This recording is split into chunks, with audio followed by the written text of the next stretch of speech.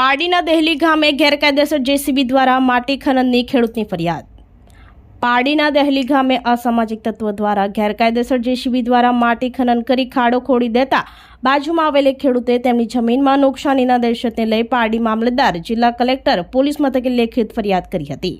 પારડી તાલુકાના દહેલી ગામે પટેલ ફળિયા ખાતે રહેતા ખેડૂત દિલીપભાઈ પટેલે જણાવ્યું હતું કે અમારી જમીન પાસે સર્વે નંબર 530 વાળી જમીનમાંથી કાંતિભાઈ પટેલ દ્વારા જેસીબી નંબર GJ15BB9575 વડે ગેરકાયદેસર માટીનું ખોદકામ કરી ટેમ્પામાં ભરી લઈ જતા હોય છે અને 8 ફૂટ જેટલો ઊંડો ખાડો ખોદી દેતા ખેતીની જમીનને નુકસાન થઈ રહ્યું હોય આ બાબતે ગ્રામ પંચાયતના સરપંચને જાણ કરી હતી, ત્યારે ગ્રામ પંચાયતમાંથી કોઈપણ પ્રકારની પરવાનગી નથી આપી હોવાનું જણાવ્યું હતું। આ બાબતે ખેડૂત દિલીપભાઈ પટેલ સહિત અન્ય 2 ખેડૂતે પારડી મામલતદાર, કલેક્ટર, પોલીસ મથકે લેખિત ફરિયાદ કરી હવે ખાણ ખનીજ વિભાગને ફરિયાદ કરવાની તજવીજ હાથ ધરી હતી।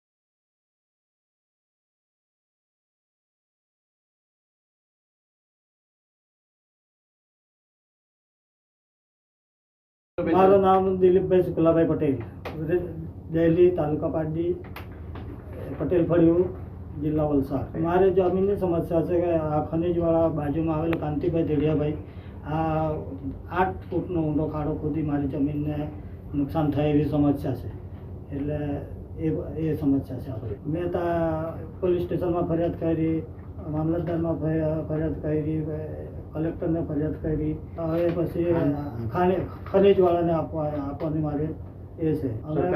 સરકાર પાસે જે નિયમ હોય તે હિસાબનું મને કાયદેસરની એ મળે, ન્યાય મળે એવી હું વિનંતી કરું છું। આ જેસીબીથી ખોદી રહ્યા છે, જેસીબી કાંઈ જાય એ તો આપણને ખબર નથી, પણ એ ત્યાંથી ભરે છે, એ ઈંટના ભઠ્ઠાવાળા છે, ઈંટના ભઠ્ઠાવાળા છે।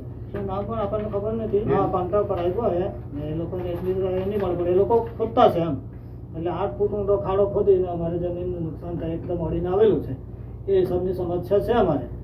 હા, સરપંચ શ્રી કહે કે અમને પરમિશન આપેલું નહીં મળે, ગ્રામ પંચાયતમાં તો કંઈ તો હોય જ નહીં, રોયલ્ટી ભરતા હોય એ હોય, એટલે એ સબનું મેં સરપંચને વાત કરી તો સરપંચે કીધું તું જે કરવાનું તો કરતા રહે, સબની કાયદેસરની, એટલે મને કંઈ વાંધો નથી એમ કીધું કે રોયલ્ટી તો કંઈ ભરતા નહીં મળે। આપણી સંકલ્પ ન્યૂઝ ચેનલને સબસ્ક્રાઇબ અને લાઇક કરો, બેલ આઇકન દબાવો જેથી આવનાર ન્યૂઝ અપડેટ્સની નોટિફિકેશન આપના મોબાઈલ પર સૌથી પહેલા પહોંચે। Like, subscribe and share the video.